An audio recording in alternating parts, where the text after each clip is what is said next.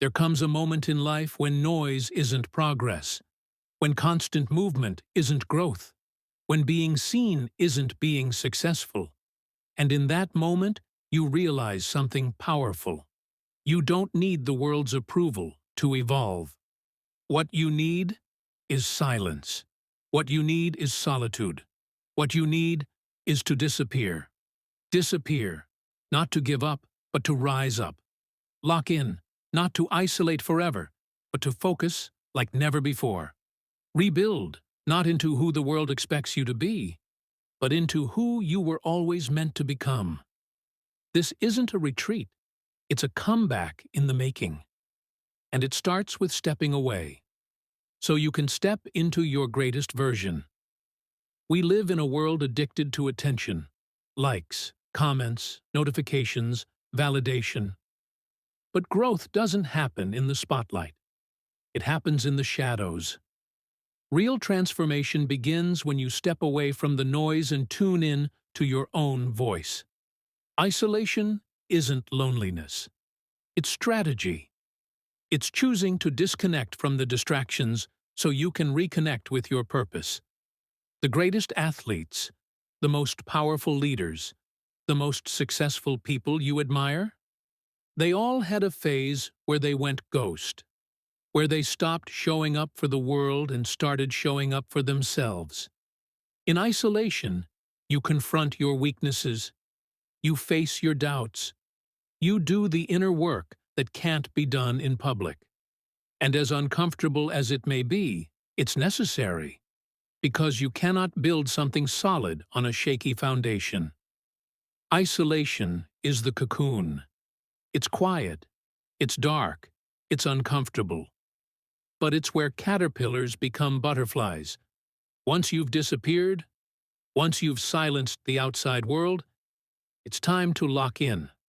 This is where the real work begins. The uncomfortable, unfiltered grind. No applause, no audience. Just you and your vision.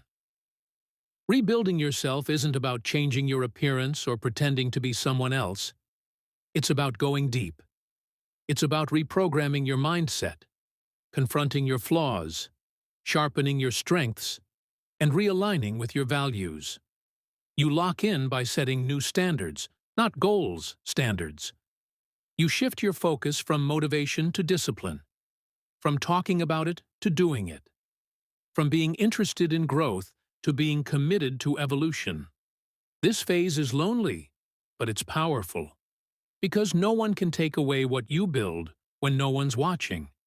You don't just bounce back, you rise, wiser, stronger, unshakable. You're not rebuilding to be who you were. You're becoming who you were destined to be. Let's be real. Distraction is everywhere. It's on your phone, in your feed, in your friend circle. The world constantly pulls at your attention, trying to keep you average. But if you want to rebuild yourself, if you're serious about rising to your next level, you have to make a decision. Discipline or distraction, you can't have both. Discipline is boring. It's not glamorous. It means saying no when it's easier to say yes. It means waking up early when no one's watching, grinding when no one's clapping, and staying consistent when motivation fades. Discipline is doing it anyway. Distraction feels good in the moment. Discipline feels right in the long run. The truth is, discipline doesn't just build your goals. It builds you. It shapes your mindset, strengthens your habits, and sets you apart in a world full of excuses. If you can master your focus, you can master your future. So choose discipline, because that's where your power lives.